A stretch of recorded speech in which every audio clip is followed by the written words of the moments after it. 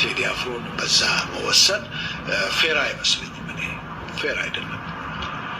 በየአልበሙ ያሉትን መልእክቶች ደግሞ ስትሰሙ ወንጌል ናቸው። ወንጌል ማለት ያ ነው። ስለ ፍቅር ያሸንፋል። በቃ ፍቅር ማለት ነው። ፍቅር ኢየሱስ ነው። ፍቅር እግዚአብሔር ነው። የወንጌሉን መልእክት ነው ይሄ ወጣት ሲያቀርብ ይኖራል።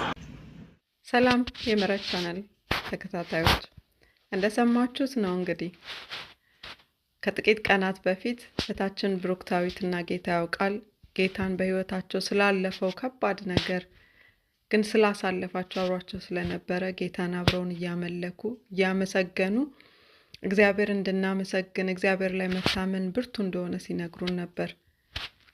መዝሙሩን እየሰማን ያደግን በለቅሶ በእንባ ጌታን በዝማሬው የወደድነው የተከተልነው አንዳንድ ሰዎች ደግሞ እንዲህ አይነት ሁኔታ ላይ ይገኛሉ።